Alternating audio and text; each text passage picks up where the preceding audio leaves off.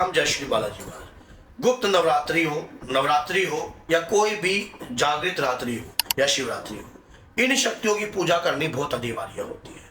माना जाता है कि अगर हम इन शक्तियों की पूजा नहीं करते तो हमारे घर में बरकत, तरक्की सब रुक सकती है। ये शक्तियां आपकी शक्तियों को और भी ज्यादा बढ़ाती हैं और आपके घर में सुख शांति और आपके घर में खुशहाली आपको प्रदान करती है। कौन सी है वो शक्तियां, किस प्रकार की होती हैं, कैसी होती हैं, आज की वीडियो में सब जानकारी आपको प्राप्त होगी। गुप्त नवरात्रि हो कभी भी हो, बस इन शक्तियों की पूजा आप जरूर करनी चाहिए।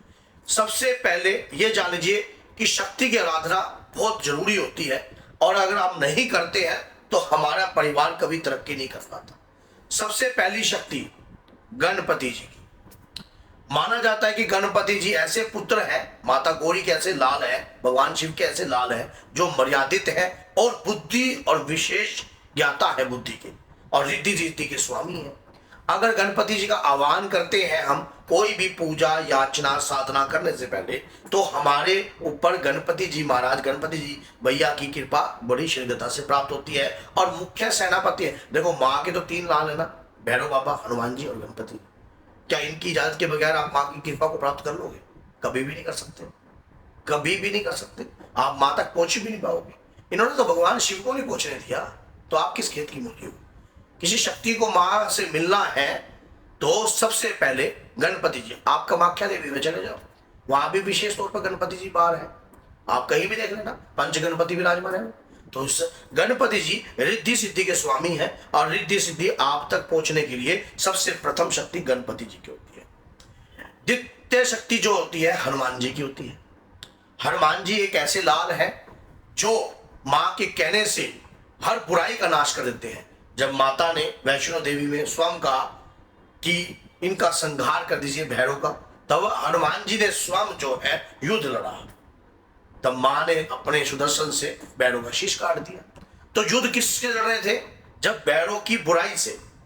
तो जो कितनी भी काली शक्तियां हैं, जितनी भी तंत्र से रक्त शक्तियां हैं, जितनी भी मंत्र से मुक्त शक्तियां हैं और जो भी मलिन रूप में शक्तियां हैं, वो कौन काटता है? हनुमान जी महाराज, हनुमान जी के पंचमुखी रूप। उसके बाद भैरव बाबा। भैरव बाबा अगर तंत्र मंत्र की शक्तियों को जानना है और तंत्र को समझना है, तंत्र के रहस्य को समझना है, तो भैरव की शक्तियों का ज्ञान होना बहुत जरूरी है। गुप्त नवरात्रि में आप अकेले ये मत सोचना कि मां की आराधना करते हैं। इन शक्तियों को मनाकर आगे बढ़ा जाता है, तब जाकर जो है मां की कृपा को प्राप्त करने का कहीं रास्ता आपको दिखाई देता है। नहीं तो आप खोदते रहोगे जमीन को, लेकिन आपको पानी की प्राप्ति नहीं होगी। जितना मर्जी खोदते रहना, पानी नहीं मिलेगा आपको। क्योंकि अगर ये शक्तियां आपसे प्रसन्न है तो ही आप मां को प्राप्त कर पा सकते हो, नहीं तो प्रयास करते रहिए, हाथ में कुछ भी नहीं आएगा। इन शक्तियों को प्रसन्न करने के बाद आपके घर में कुल की शक्ति, जैसे कुल देवी की शक्ति को प्रसन्न सदैव करना चाहिए आपको, क्योंकि वो शक्ति, कुल देवी और कुल देवता की शक्ति आपको मार्गदर्शन देती है, आपको दिखाती है, रास्ता प्रदान करती है। ताकि आप किसी भी शक्ति की आराधना कर रहे हो तो इन शक्तियों को मनाकर प्रयास करते हो तो आपको रास्ता दिखाई भी देता है। अगर आप इन शक्तियों को मनाकर प्रयास नहीं करते तो चाहे कितना मर्जी खोदते रहो, हाथ में कुछ भी नहीं आता है। शक्ति की आराधना इतनी सरल नहीं है जितनी सुनने में है। गुप्त नवरात्रि हो, जब व्यक्ति पूजा करता है तो रिद्धि सिद्धि के स्वामी जो कि गणपति जी हैं, आप तक सिद्धि कैसे पहुंचने देंगे? वो आपकी मंशा क्या है, आप क्यों मिलना चाहते हो, क्यों मां की कृपा को प्राप्त करना चाहते हो, तो ये सब जो है आपका लक्ष्य जो है। अगर किसी शक्ति को प्रसन्न करना है तो इन शक्तियों को प्रसन्न कर ही आप साधना के चित्र में जा सकते हो। उसके बाद आप अपनी दिव्य शक्ति के माध्यम से, दिव्य कृपा के माध्यम से उस जगत जननी की आराधना करते हो जब आपको ज्ञान आ जाता है, जब आपको पता लग जाता है। आप कोई व्यक्ति सीधा ही कहे कि ओ मैं नमान मंत्र का जाप कर रहा हूँ, ओम ह्रीं ह्रीं क्लीं चामुंडाय विचे, वो व्यक्ति विचल जाएगा। आप कभी भी देख लेना, उसकी बुद्धि जो है काम ही नहीं करेगी, विचलित हो जाएगी। उसको वो मंत्र का जाप तो बहुत करेगा, बहुत ज्यादा मंत्र का जाप करेगा और प्राप्त करने की कोशिश भी करेगा, लेकिन वो स्वयं कहेगा पता नहीं मैं कर तो रहा हूं पर मुझे कुछ हासिल नहीं हो रहा है। सबसे गणपति जी गणेश को मनाइए, सारे काम सिद्ध होंगे। गणपति जी का ध्यान कर कर, प्रणाम कर कर, नमस्कार कर कर, उसके बाद आगे का कार्य शुरू कीजिए कि हे मातेश्वरी, विद्या का ज्ञान नहीं है, तंत्र का ज्ञान नहीं है, मुझे मंत्र का ज्ञान नहीं है, मैं आपकी कृपा को प्राप्त करना चाहता हूँ और आपकी शरण में आना चाहता हूँ। तब जाकर तो किसी प्रकार की आपको शरण प्राप्त हो सकती है, नहीं तो प्रयास करते रहोगे, हाथ कुछ भी नहीं आएगा।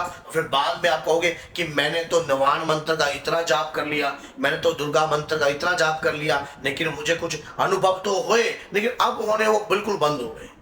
देखो, शक्ति की पूजा करने से अनुभव होते हैं, इसमें संदेह मत करना। जब आप शुरू में भगवती के किसी भी मंत्र का जाप करोगे तो शरीर पे आपको सवारी जैसा महसूस होता है, शरीर का हिलना, शरीर में एकदम आपके अलग प्रकार की मूवमेंट आपको उत्पन्न होने लग जाएगी बॉडी के अंदर, और ये मूवमेंट में मजा भी बहुत आता है।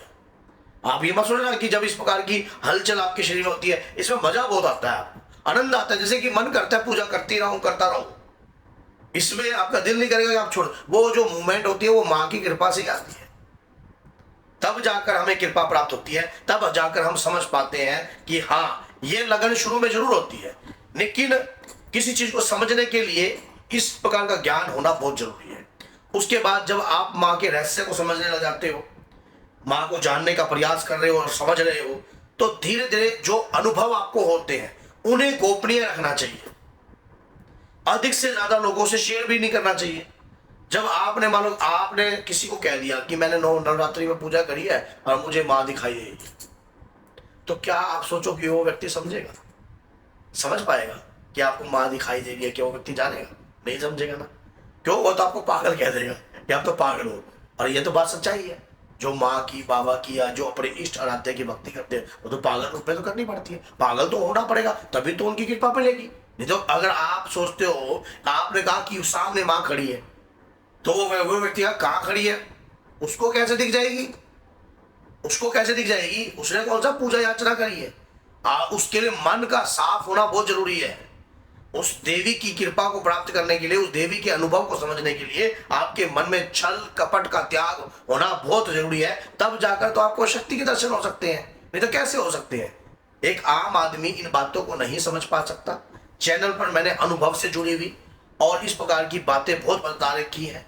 अगर नवरात्रि के दौरान माँ आपकी कैसी परीक्षा ले सकती है या किस प्रकार से आपको अनुभव हो सकते हैं, अगर आप इस पर एक वीडियो चाहते हो तो इस वीडियो पे कम से कम जो है 108 कमेंट आने चाहिए, और तब उसके बाद तो ये पता लगेगा कि मैं ये वीडियो आपके लिए जरूर बनाऊंगा कि माँ नवरात्रि में आपकी कैसी परीक्षा ले सकती है। तो बोलिए जय श्री राम, जय माता दी।